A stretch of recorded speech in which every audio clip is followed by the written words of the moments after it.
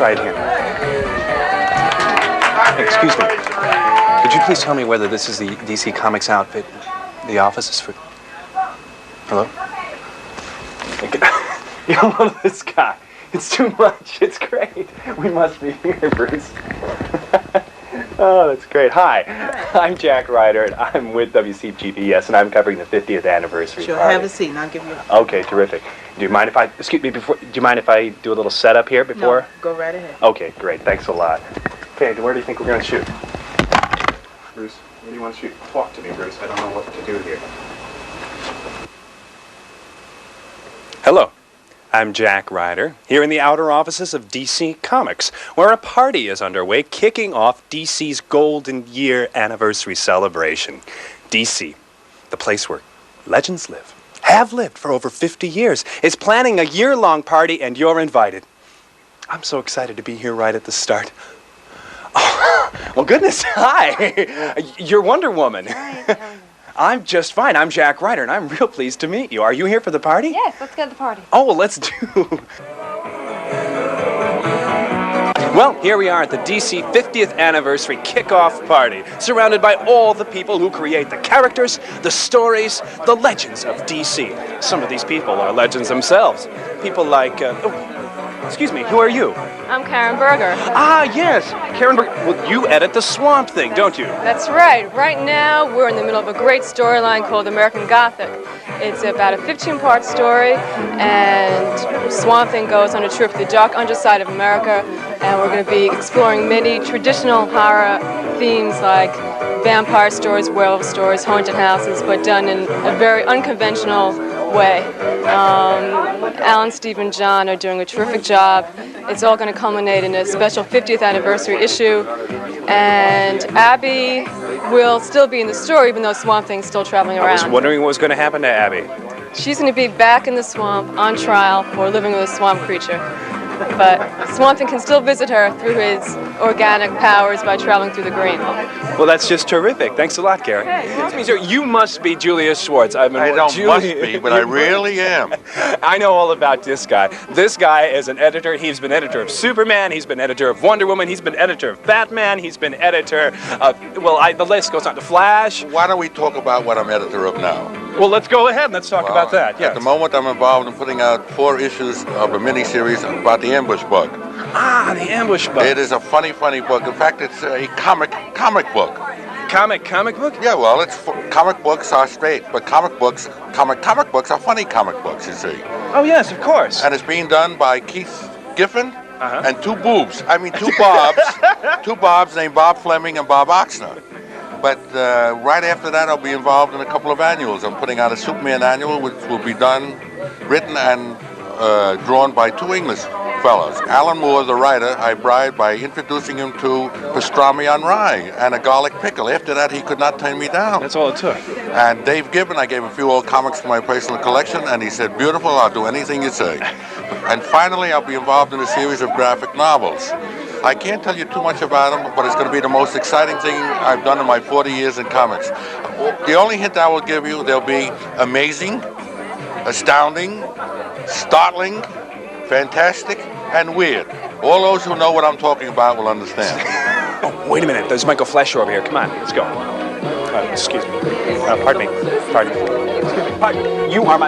You are Michael Fleischer. That's yes? right, Jack. I'm so glad to meet you. You have been doing some amazing things on Hex. I've heard all about it. Could you please tell some of the viewers out there what's going on?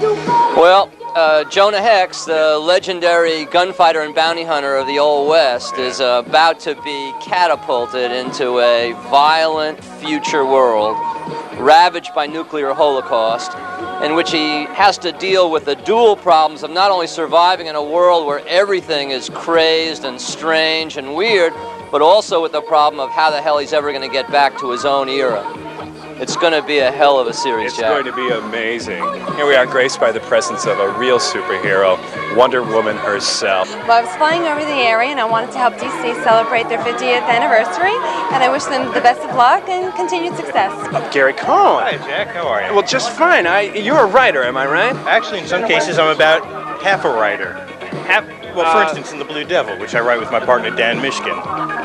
Oh yes, Blue Devil with Dan Mishkin. Yes, I'm familiar with that title. Yeah, the Blue Devil's a new kind of superhero. He's DC's first new superhero in years, and he's different. He's bouncy, he's fun. He's not the typical angst-ridden, gut-wrenching superhero. He's stuck in his costume, but he enjoys himself. Well, I'm also doing The Barren Earth, Conqueror of the Barren Earth with Ron Randall. It's a major departure. It's very different from the Blue Devil. It's a straight science fiction strip. It's pretty grim, it's pretty heavy, and I'm very proud of it. I think it's real good stuff.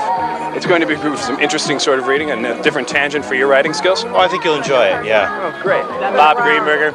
Hey, Jack, how's it going? Just fine. I'd like to find out, besides being a veritable vault of DC history, what are you doing in the offices here now? I'm working with a number of the editors, including Dick Giordano, on the DC Challenge, which has got to be the most lunatic project we've got on the schedule for 1985. That's where we pair different writers and artists together, and each team is trying to top the other one with mysteries, cliffhangers, subplots, and every single issue it gets wilder and wilder with characters coming in out of left field all over the place, including B'wana Beast, the return of B'wana Beast. The return, where was she in the first place? He's been all the way in limbo for a long time. In fact, he even predates you, Jack. And the other thing I'm working on is V, which has got to be one of the most successful adaptations of outside material that DC has ever done. In fact, the day the first issue arrived at the offices of the production company, they called up and raved over it. The producers of the television series. Yeah, and they have absolutely adored it, and we have had wonderful cooperation from them. And I think that's really helped inspire the creative team of Carrie Bates and Carmine Infantino and Tony DeZuniga. It's just wonderful stuff. You just sound like you're having a lot of fun. I can't help but have fun with these projects because it's the nature of the game. Keep going. Keep going. Ah, yes, of course, There. Richard Howell. You are the penciler on Hawkman. That's right. What's going on with Hawkman these days? Well, actually, it's called The Shadow War of Hawkman. Tony Isabella is the writer, and it's a 4-issue miniseries. What's going to happen in it? Well, it's got a lot of surprises, and I'm really not like supposed what? Tony will shoot me if I tell any of it. Oh. He's a vindictive little guy. Well, I can understand you want to keep that a secret then. No comment. Okay, well, mum's the word. Right. Pardon me, I hate to break this up, but I have spotted Paul One of the books I write is Arion, Lord of Atlantis, and that's the book that we're really excited about. Arion, Lord of Atlantis. And we're real excited because we're going to be making lots of changes in it, and we're going to be bringing the big news is that the magic is coming back to the character. Gets his magic back. Got it. That's right, and we're revamping the whole concept of the book, and going to be exploring new worlds and new things that we've never touched upon before in Arion.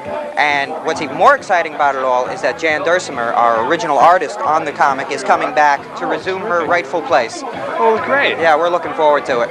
Here's Nick Cuddy. He's been hiding from us for this entire party, but now I've got him cornered, and I'm going to ask him as editor of the reprint series, what's new? Nothing. That's the whole point of the reprint series. What? There's nothing new. It's all the classics of DC gathered from all scattered issues, and we put them all together into several volumes that people can read all at once. And it's a very high quality paper, and some of them have brand new covers on them, so they'll be able to get their favorite stories. All in one volume? 1 or 2 or 3 volumes, yes. Okay, what's your newest volume from the reprint series? The newest series we're doing is the Dead Man series by Neil Adams, and that's shown to be a fan favorite. Everyone has been looking for that, and now they can get them all at once. Neil Adams is the Batman? That's the same one. In fact, we'll be reprinting a lot of Neil Adams Batman stories. Oh, terrific. Yes. Speaking of this, now that I've got you here, I do want to find out what's going on with the Warlord series that I know you're working on as associate editor. That's correct. The Warlord series we're really proud of. The annual is coming up, and we're going to be printing a 2-page map of Skitaris, which the fans have been crying for, so that they know what's going on and where now. Where? Exactly. And the Warlord is going to be getting a magic sword called Hellfire, which turns out to be more of a curse than a help to him in his adventures. The classic double-edged sword appears. Exactly. Boy, that was corny, but you got it. Excuse me. You're Karen Berger, aren't you? Yeah, we met before. Yeah, we know you, but we don't know this guy. Could you introduce this guy. You to really the folks want to meet him? Yeah, oh, you got You're it. sure now? It's my job. This is Andrew Helfer in the flesh. Hi. Andrew Helfer in the Yes. in the flesh. In the flesh. The editor in the flesh. Yes, I'm the editor of Green Lantern. We have a new creative team on Green Lantern. I'm the new editor, and Steve Englehart is the new writer of Green Lantern with Joe Staten and Bruce Patterson. Basically, what's happening is we're having a totally new direction for Green Lantern. There's going to be the departing of a major character in the Green Lantern legend in the next few issues, and then by issue 200 we will have a totally new look for Green Lantern, and it'll be unlike anything you've ever seen for the book. Oh, pardon me, I haven't interviewed you folks yet. No. Could you give us your name, please? Larry Malstead. You're Larry Malstead? And Steve Lytle. Steve Lytle, okay. I work on the Legion. You work on the Legion. Legion. The Deluxe Legion. Deluxe Legion. And what are your jobs on Deluxe Legion? I'm the penciler and I'm the inker. Oh, pencil and ink. Very cute. Yeah. They go everywhere together. He's pencil, he's ink. So tell us a little bit more about your work. What's going on with Legion? Well, we're planning a lot of new characters. Big turnover, a lot of people are going to be shaken up, but a lot of new characters are going to come in, and it's going to look nice. Some strange-looking aliens going to come into the Legion, so it's going to be weird. Some odd-shaped creatures and weirder powers. A lot of new costumes and a general shake-up. We're having a lot of fun. Ron, I'm really glad I got you when I did. You are working on the graphic novel Me and Joe Priest. That's right, yeah. Could you tell us a little bit about that, please? Okay, well, I don't want to say too much specifically about the story. Basically, it's written by Greg Potter, who's done the Gem Son of Saturn maxi series. And the graphic novel, he's come up with a pretty wild story. He's taken a priest and given him a real unusual mission and set him in this wild and violent environment to carry out the story in. And it gives him and me both a lot of real fun things to play around with. And the most exciting thing of all for me is that besides it being a real fun, like straight-ahead adventure story, I think that people can look at it and from a slightly different point of view, or looking at it a little differently if they want to, they can see that really the story has, I think, something to say about the values. Well, about the condition of the human spirit, right here and now. And for me, it's a real great, rewarding experience to be working on something like that in comic books. Oh, that's really remarkable. Oh, this is you might want to meet. This is Janice Race here. Well, sure. We'll interview anyone. Go out there in comic book land. Janice is the editor for the graphic novel. Oh, well, I am glad to meet you, the brains Janice. behind the machine. We try. Working together with this guy, it sounds like you've got a good program together. It is. Buy this graphic novel. I recognize this guy. You're Alan Gold. That's right. And you're working with Red Tornado and Sword of the Atom. Yes, I am. Okay, what's going on with the Red Tornado? I haven't seen him for a while. He's a swell guy. He just hasn't been going, in the book very Nobody's seen much. much of him lately. He's finally getting the miniseries he deserves. It's being drawn by Carmen Infantino and written by Kurt Busiek. Justice prevails here at DC Comics. What else is going on with the Sword of the Atom? Well, the mail response was so enormous, we just had to come out with a sequel to the last year's special. And so Gil Kane and Jansen had to back at it again.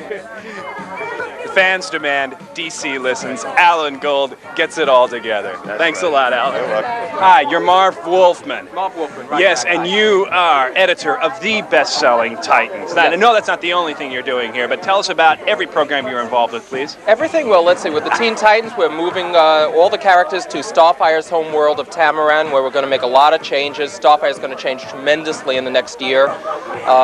We're doing a lot of things with Cyborg. We're going to screw up Gar Logan's love life. We're bringing back a few characters and getting rid of a few others. You're getting rid of, and what are you going to do with the folks in Vigilante? Well, we're completely changing that one too. I don't like to keep any book the same for too long. We're changing Adrian Chase's profession in the next few months. He'll be giving up the vigilante identity, or so he thinks.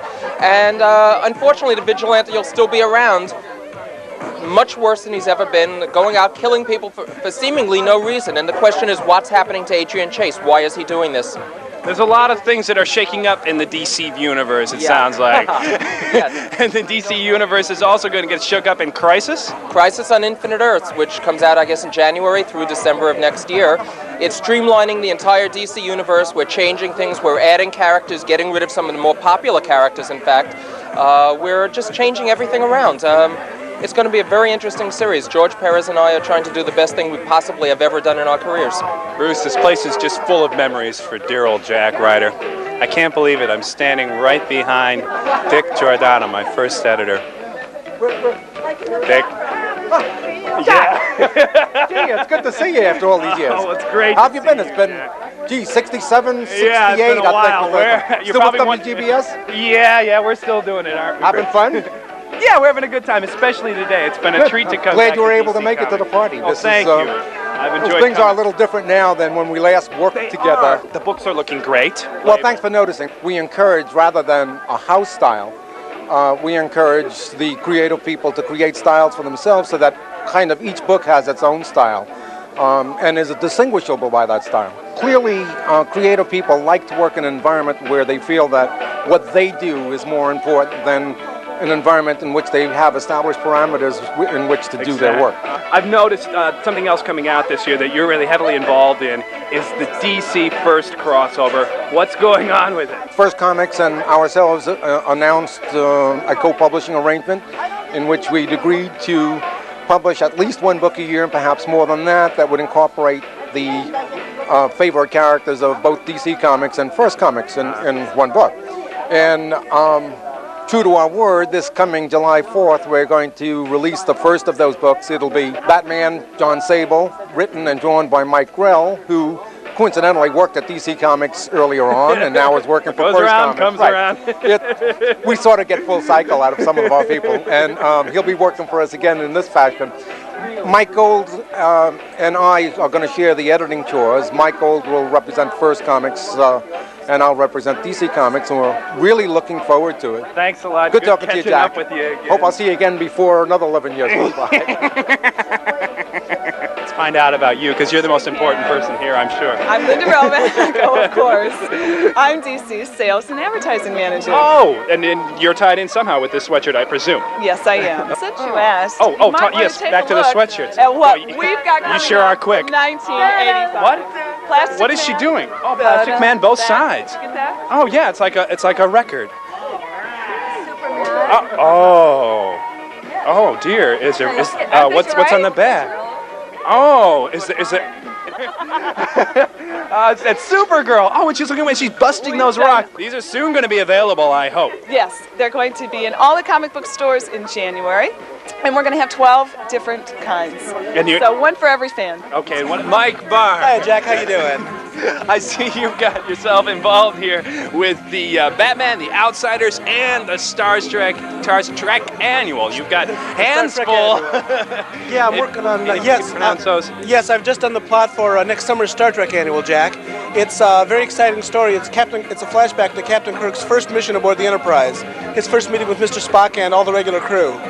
So then with the Star Trek, then you're going to go to the Batman and the Outsiders. What else is going on with Batman and the Outsiders? As a matter of fact, it's interesting because the Star Trek Annual is being drawn by a Canadian artist named David Ross, and David is also drawing this summer's Batman and the Outsiders Annual. Oh, I see. So you've got a whole creative integral team there. And in the Batman and the Outsiders Annual has the wedding of Metamorpho and Sapphire Stagg, one of the Outsiders' founding members. And yes, of course. And the return, of course, of the Masters of Disaster, one of their villain groups. Well, who else but? And what else is going on in the Outsiders is the book is going hardcover, softcover, like the Legion of Superheroes and the New Teen Titans. Jim Aparo, the regular artist on Batman and the Outsiders, is moving over to the hardcover book.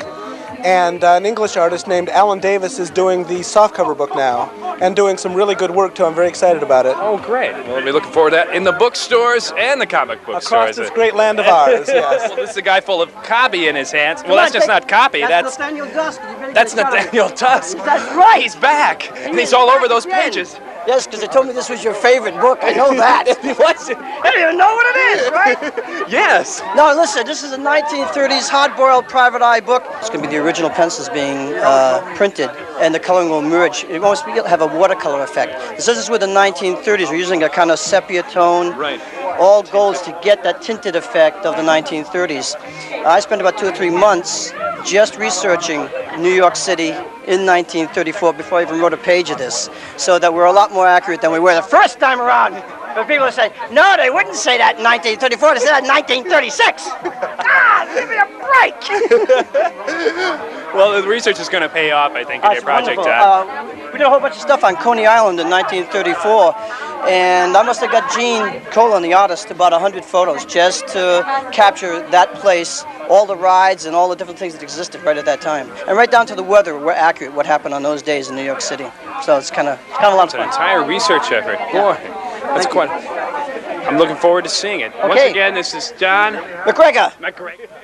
Len Wein, tell us a little bit about what you're doing here.